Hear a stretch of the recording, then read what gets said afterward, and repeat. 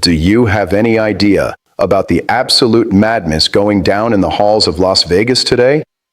The Raiders front office is out for blood, finger on the trigger for that number one overall pick, and what leaked in the last few hours is straight fire. We're talking about the destiny of this franchise for the next decade. Today, I'm going to prove three mind-blowing things to you. First, Mendoza's visit revealed a double-layered draft scheme that the mainstream media is completely ignoring. Second, the arrival of Kirk Cousins hides a much darker message about our offense than this little finish strong PR talk. And third, what exactly was Tom Brady doing at the facility the exact second Mendoza stepped foot in there? A coincidence? You've got to be kidding me if you believe that. Buckle up and smash that like button without mercy, because what I'm about to tell you changes everything for the Raiders. The bomb that just dropped isn't just about Fernando Mendoza. Yeah, the projected number one overall pick was in our house today. It's the front office's fourth direct touch point with the guy, between the combine, Zoom calls, and that pro day last week. We already know he's Indiana's golden boy, the unprecedented national champ, Heisman Trophy winner, and the total package. But things got real. What actually dropped my jaw was the intel leaked by Ian Rappaport. Pay close attention.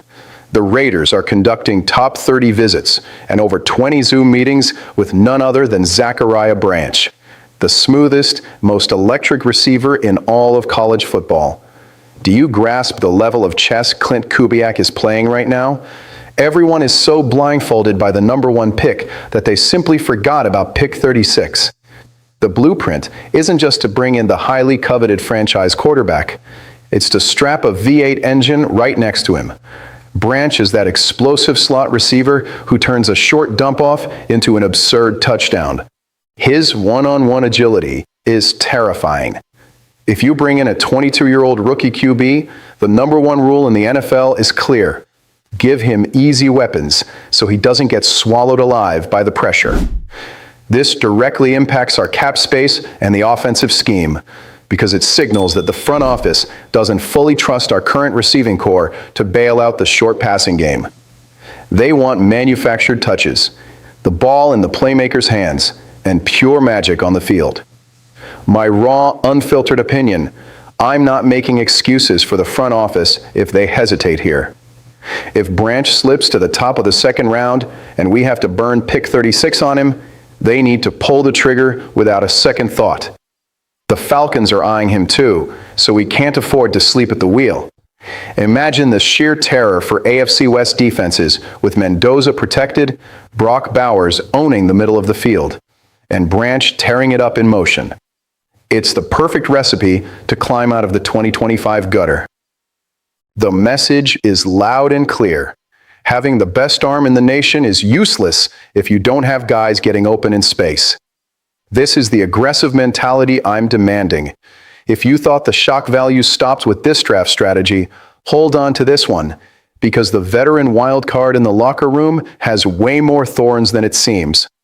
Kirk Cousins is officially a Raider.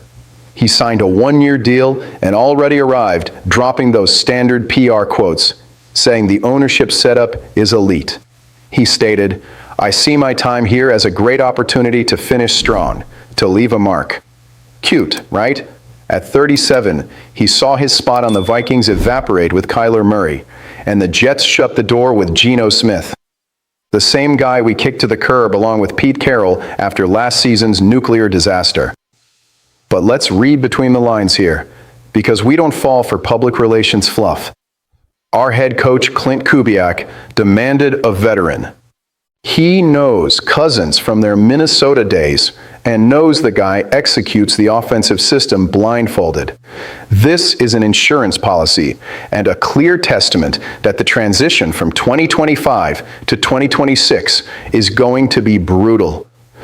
Bringing Cousins in isn't about thinking we're going to win the Super Bowl this year.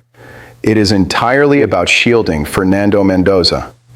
The immediate impact is drastic. Cousins will be the human meat shield in week 1. He absorbs the media pressure, takes the hits at the line of scrimmage, all while the rookie processes NFL speed, watching from the sidelines with a clipboard in his hands. I know this is controversial and gets the blood boiling. Half of our fan base wants to see the number one pick playing from the very first snap. But look at the sheer genius and the colossal danger of this move. Cousins is fighting for his survival. If he plays well with Brock Bowers and Ashton Jeanty, it creates a bizarre quarterback controversy. If he bombs, the fans will demand Mendoza by week 4 and burn the house down. It's a powder keg. Kubiak tied his own job security to this transition. I sign off on the move because having a battle-tested pro pass the baton is way better than throwing a kid to the wolves in an unforgiving league. But don't let the speeches fool you. Cousins' clock is ticking. If the temperature was already at a critical level, the radar for the future just blew up with today's backstage movements. Keep the pace up here, because this is the piece of the puzzle that the mainstream media is completely missing. Today, during Fernando Mendoza's official visit at our facility, guess who decided to show up? Tom Brady. Yes, our minority owner and purely the greatest of all time. The man just spawned in the building. Reporter Ari Myrov drops that both of them were at headquarters at the exact same time Indiana's crown jewel was being interviewed.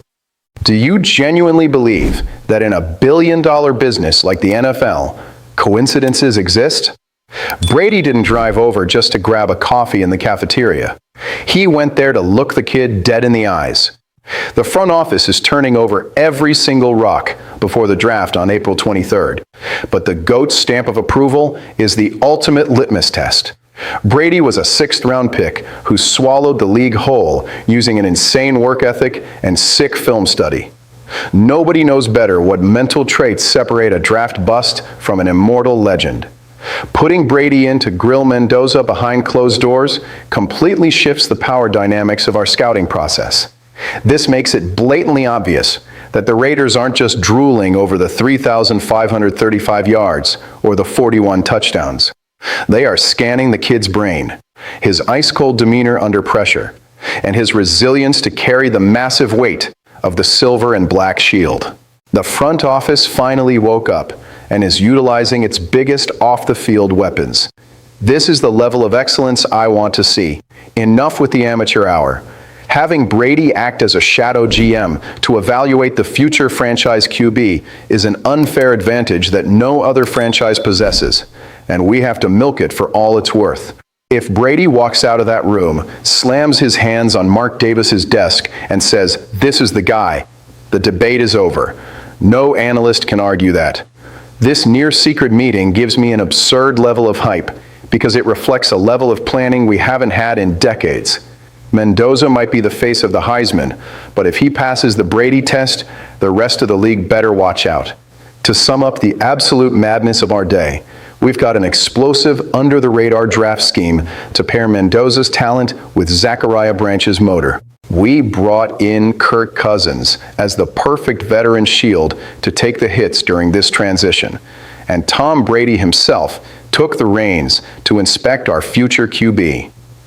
An aggressive, unprecedented culture shift. But the hot potato is in your hands now, Raider Nation.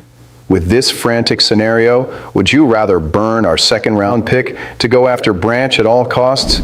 Or do we desperately need to focus on defense? Drop your heated comments down below. Just win, baby.